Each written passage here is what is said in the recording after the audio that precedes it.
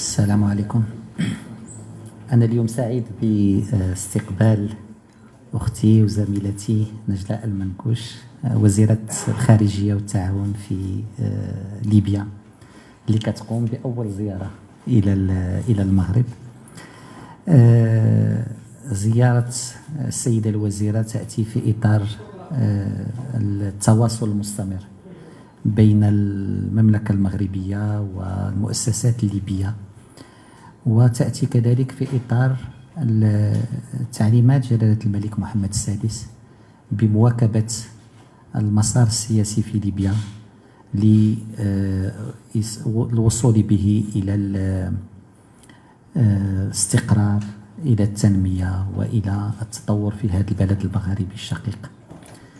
تعليمات جلالة الملك دائما هي أن المغرب بجانب ليبيا، المغرب يواكب كل اختيارات المؤسسات الليبية. المغرب لا أجندة له، لا حلول له، ولا حتى يعني تصور له للأزمة الليبية.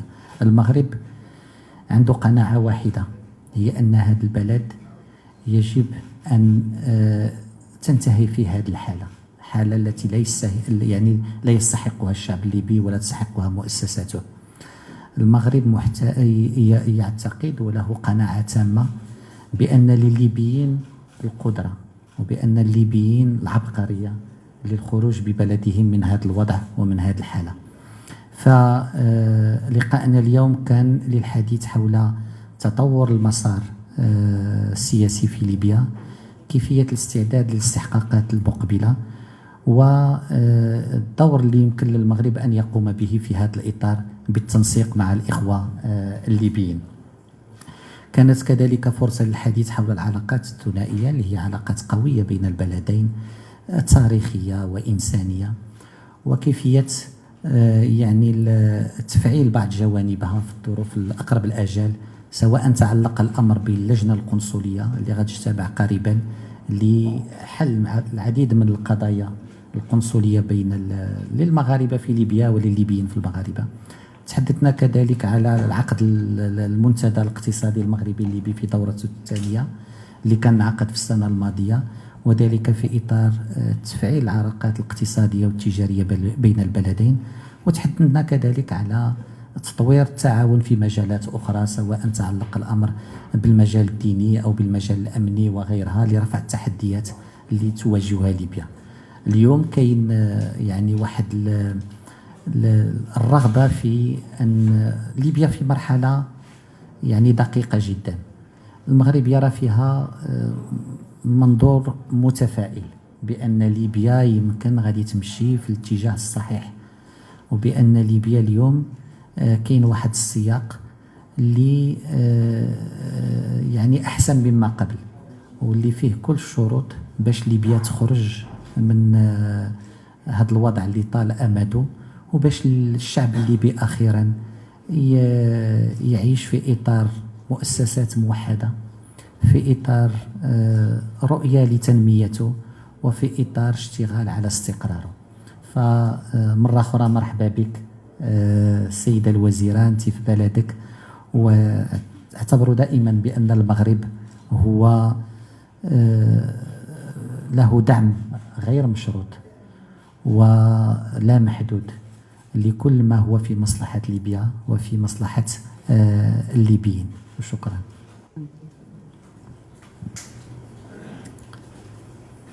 أسعد الله أوقاتكم بكل خير.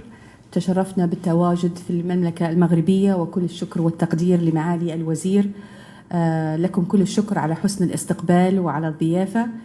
نحن نثمن دور جهود جلالة الملك والمملكة المغربية في احتضان الحوار السياسي الليبي في الصخيرات 2015، كما نثمن استمرار هذه الجهود إلى الوقت الحالي في عقد العديد من المفاوضات بين الأطراف الليبية لتحقيق وتوحيد المؤسسات الليبية، ودعما أيضا لحكومة الوحدة الوطنية التي يسعدها ويشرفها أن تكون هذه أول زيارة لبلدنا الشقيق المغرب.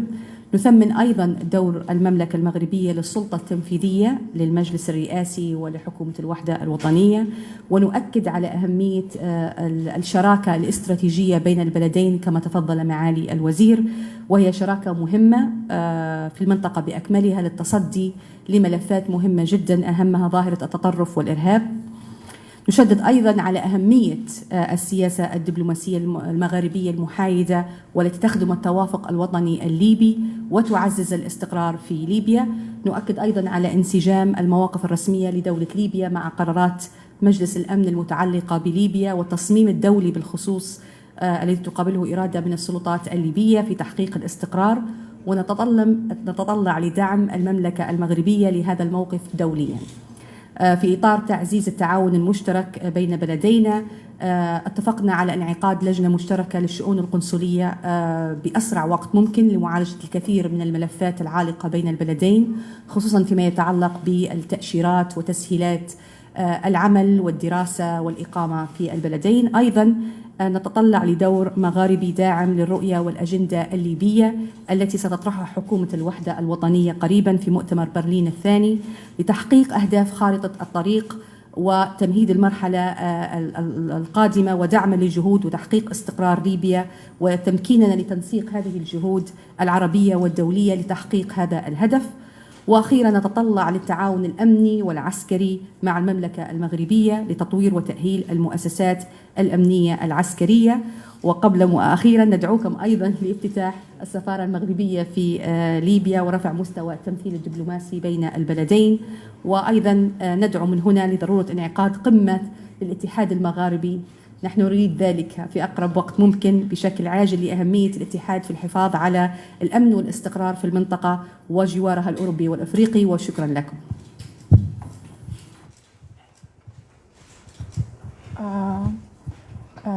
سؤالي للسيدة الوزيرة حول كما تابعتم مستقبل المغرب قبل أقل من أسبوع رئيس مجلس النواب الليبي ورئيس المجلس الأعلى للدولة. لم تكن الزيارة الأولى في المغرب. هناك جلسة مرتقبة البرلمان الليبي الأسبوع المقبل حول الموضوع ديال المناصب السيادية. كيف ترون الدور الذي لعب المغرب في مسار تقريب وجهات النظر بين الأطراف الليبية حول توزيع المناصب السيادية في البلاد؟ شكرا. شكرا على السؤال. كنا نتحدث في نفس الموضوع مع سيد معالي الوزير. نحن أولا نثمن دور المملكة المغربية باعتبارها الراعي ودورها الفعال في جلب الأطراف الليبية للتشاور وللتحاور بخصوص بعض المواضيع المصيرية لمستقبل ليبيا.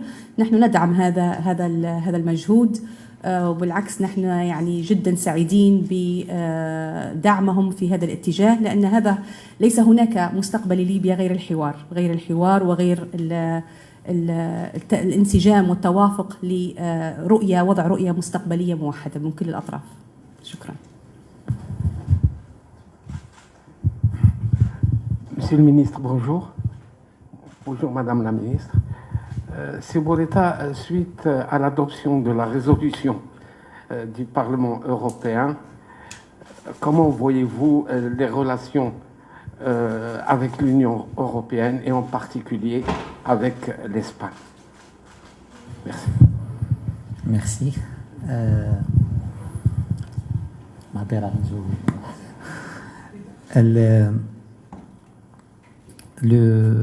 Le ministère vient de publier un communiqué sur cette question pour dire 4 choses.